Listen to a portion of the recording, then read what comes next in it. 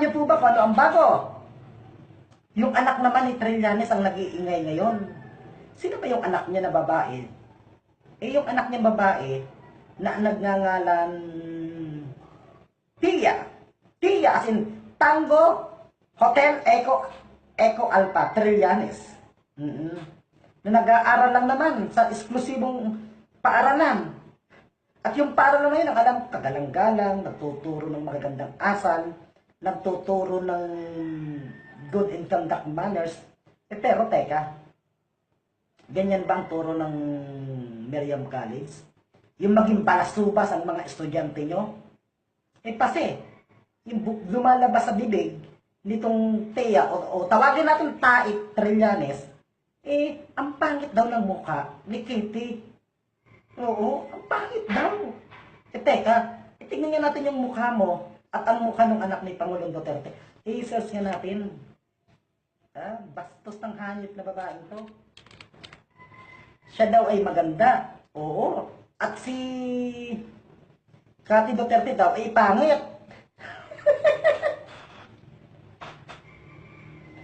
Siya daw ay maganda. At ang anak daw ni Pangulong Duterte ay pangit. Masagwa daw ang mukha. Ay, tingnan natin ha. Kayo ang magsabi kung sino ang maganda. Si Tia Trillanes o si Kitty Duterte. Ito ba? Ilusyonada itong anak ni Trillanes. Hindi mo mawari kung saan kumukuha ng kapag-iba. Kung saan kumukuha ng tibay din ng sikmura. Yung tatay mo na mandarambong, pati ba naman ikaw na anak ka, nakikialam ka na rin sa politika. Ay, naku, punyetang Kati. Okay, pakita ko sa inyo yung mukha ng anak ni Trillanes, ha. Ito po. Tapos, ikumpara natin sa anak ni Pangulong Duterte na sinasabi niyang pangit. Daw! Eh, sa akin dating, ha, maganda yung anak ni Pangulong Duterte. Unahin ko muna yung anak ni Trillanes na, ito, tignan niyo, kung anong mukha. Yan po ang anak ni Sonia Trillanes. Ngayon, nakita niyo po ba yung anak?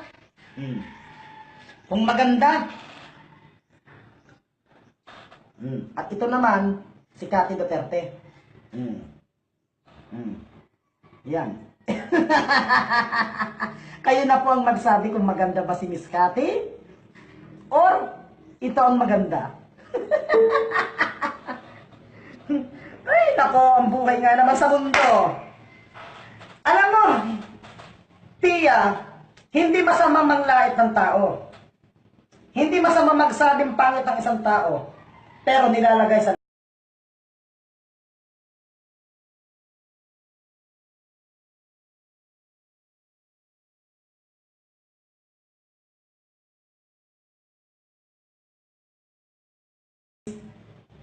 Tia Trillanes.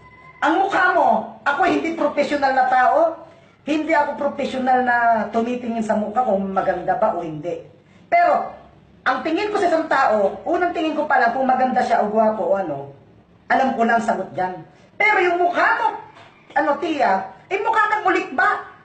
Mukha kang gulilyang babae ka. Oo. Hindi ka nalalayo sa anak ni Binay. Kung si Binay ay ulik ba, ikaw parang ulik ba ka rin eh. Iba ka nga mamaya, ang tatay mo, hindi si Trillanes. Mukha ka rin, ita. In fairness po mga kaibigan, hindi ko po sinasabi literal na ita yung mga taga-Pampanga. Dahil yung mga taga-Pampangang ita, may magagandang babae.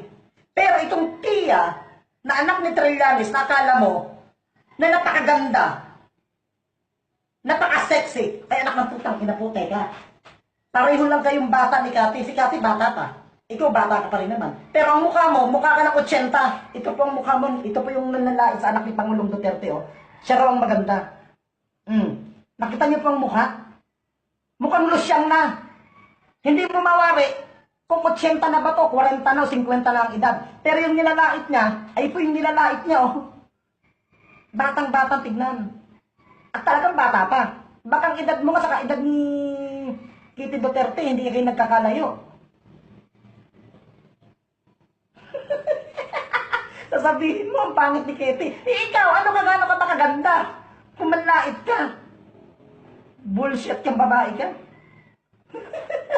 Alam mo, Tia, hindi na dapat kita tatatulan.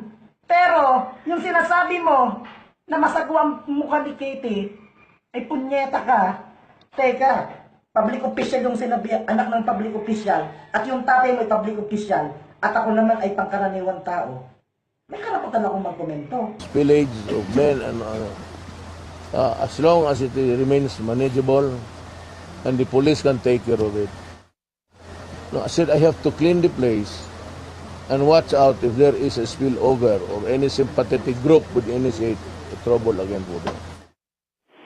Currently, Mr. Duterte says the military is in its final phase of operations to fully recapture Marawi, but he did not say as to when the war will end. Once the war is over, the president says there will be no celebration as no one actually wins the battle. He says the troops will leave Marawi quietly as rehabilitation efforts proceed. The president only requested for a mass for government troops who died during the crisis. Let's see. Thank you, George Cahiles. They're reporting on the phone from Marawi. We have more stories related to the National Day of Protest later. But first, here are some top stories from around the world. Rescuers are racing against time to find survivors of the deadly quake that shook Mexico Tuesday. The magnitude 7.1 quake turned dozens of buildings in central Mexico into dust and debris, killing at least 250 people. The search for survivors at a collapsed elementary school in Mexico City also intensified when rescuers made contact with a 12-year-old girl. They're getting closer to pinpointing the girl's exact location. Officials say at least 21 children and 4 adults were confirmed dead at the school, while 11 others were rescued. Hurricane Maria regains strength as it continues to ravage the Caribbean, with the Turks and Caicos Islands next in its path. Puerto Rico now left in the dark after the hurricane blasted through the U.S. territory. Governor Ricardo Rosello told CNN the island's energy grid took such a severe blow that restoring power may take months.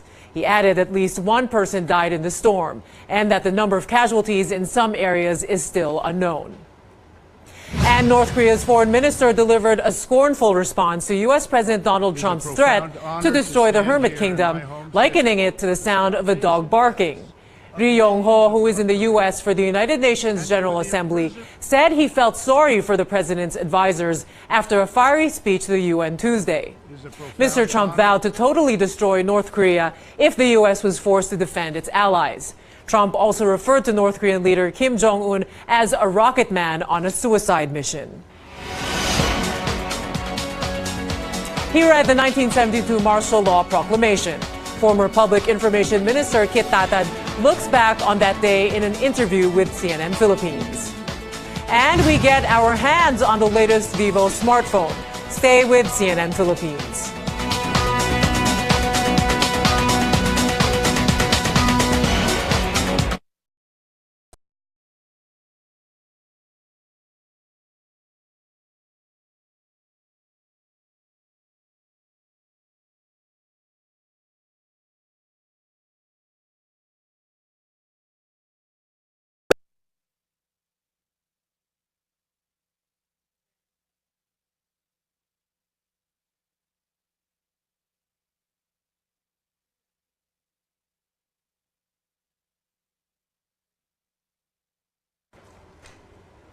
Good evening to all of you watching us here on Facebook Live. Thank you for joining us. And we are getting a lot of reaction on the protest today, on this National Day of Protest, the 45th anniversary of the Martial Law Declaration. Noy and Lenny, this is about the protest on the Noynoy Aquino and Vice President Lenny Robredo event, our news item earlier. Mers Tulin says, good evening CNN, suporta po kami kay Pangulong Duterte until the end. Johnny San Miguel says, good evening, Mitzi from Corpus Christi, Texas. Glad to see the protests are peaceful. Tonette Lau says, kaya hindi makamove on ang Pinoy, still holding on to the past. If a new president is elected, still the same ang situation. Reklamo, rally, batikos. Walang katapusan, kaya we are not moving forward. She says a lot are greedy and corrupt for self-gain. Ram Ramos says, yung ginawa nga sa mga magsasaka sa Hacienda Luisita, di makatao. Yung makapagsalita, kung makapagsalita naman si Noynoy, parang wala lang. And also just an update on the protests that have been happening today. Right now, there's still a massive anti-demonstration protest at Luneta in Manila. And some of the activities there, they sang, do you hear the people sing in Filipino? And still a few activities going on throughout the evening.